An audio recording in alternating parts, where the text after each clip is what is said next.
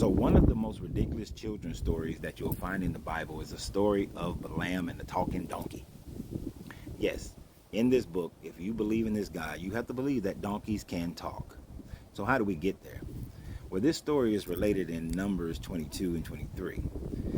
So what happened was the king Balak, who was a Midianite, had called upon the Moabite priest to Balaam to call him about to put a curse on Israel as they were making their way in and around the Sinai Peninsula in order for, and as they were making their way, they were supposedly destroying all these nations.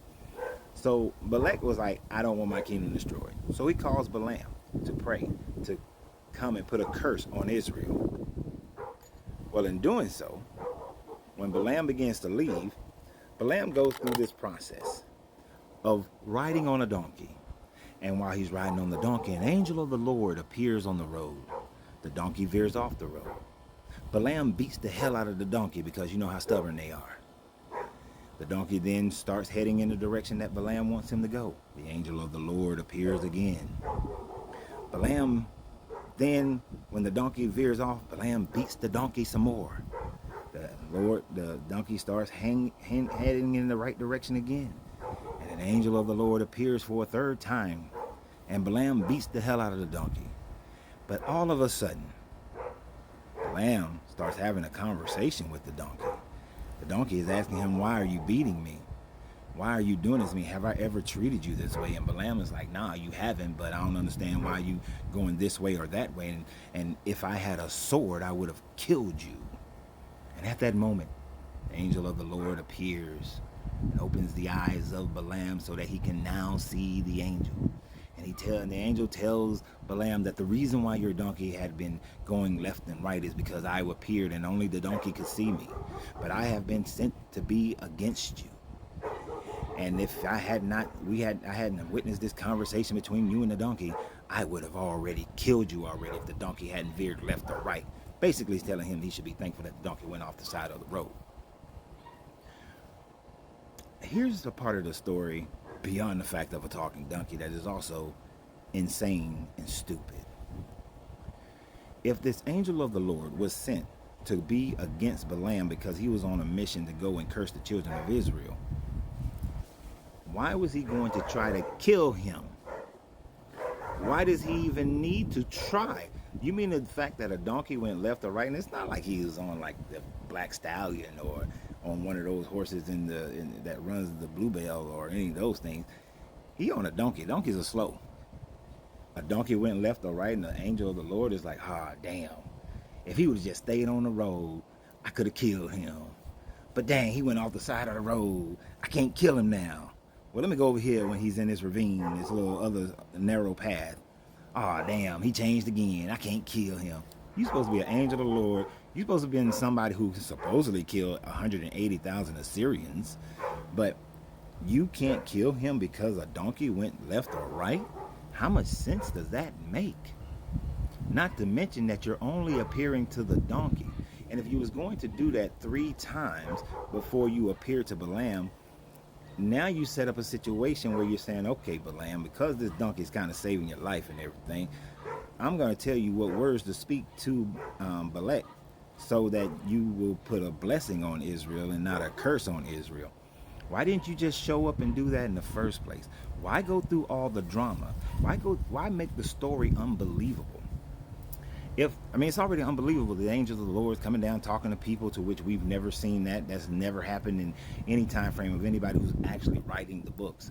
But does it not make more sense that when the men came to recruit Balaam, that the angel of the Lord could have just showed up in Balaam's tent or on the side of the hill where Balaam can easily see him in the same way that he did for Abraham? Why now is it the donkey going left and right and him beating the donkey and the donkey talking? Why add all these mystical things to the story? But that is much of how the Bible is written. It's as if each book tries to one-up the previous books. Oh, Abraham just saw 3 people, and then he took them in his house and he fed them and washed their feet and they rested, and then he conversated about whether or not to kill all the people in Sodom and Gomorrah. They negotiated. It didn't work out, and they went and they killed all the people in Sodom and Gomorrah except for Lot and his daughters and his wife. So this time, let's add a donkey that's talking so that it's just not the angel of the Lord shows up and tells Balaam what to say, and Balaam goes and tells him what to say. No, we got to add this extra little flavor of talking donkeys. And people believed it. In the same way that people believe that dogs understand what you're saying in English, an understanding of what the words really mean, when they just understand that every time we hear this particular sound, we know to do this or that. Not that they understand English and then are going to start having conversations with you in the way that this donkey is supposed to have had conversations with Balaam.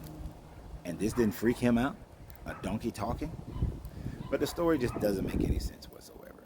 And then Balaam goes on and has his conversations with Balak, and does his blessings of Israel instead of cursings of Israel. Since both of them do have Yahweh in their pantheon, they have the Canaanite god Yahweh in their pantheon at this time frame. This is another reason why we deconstruct from this book. Because in order for me to remain a Christian, I had to believe that God utilized a donkey to talk. And that they had to go through all this rigmarole in order for Balaam to be convinced not to put a curse on Israel, but a blessing on Israel. It's just too much. This God just loves drama when drama is unnecessary and can just be straightforward. If this God wanted us to believe that this God exists, just show up right now. Just come on, right here, right now. Hey, I'm Yahweh. I'm the God. I'm Jehovah. I'm the one in the Bible. Yeah, they told some lies. They messed it up. But I'm the real deal. Let me tell you the real story of what's going on. Just show up. Stop all this dramatic donkey talking and stuff and rocks and spewing out water and all this other bullshit. Just show up. That's all you have to do. But he doesn't, because he can't, because he doesn't exist. It is the creation of man that created this deity in order for them to create a story of how they can understand nature and where their people came from and give themselves some level of pride and ownership of their own destiny when that destiny is simply within you. But what do you guys think? How crazy is this story, and the fact that we teach children to believe it? That's child abuse. So always remember, you have to free yourself to be yourself, because your greatness is non-negotiable. Good journey, good vibrations.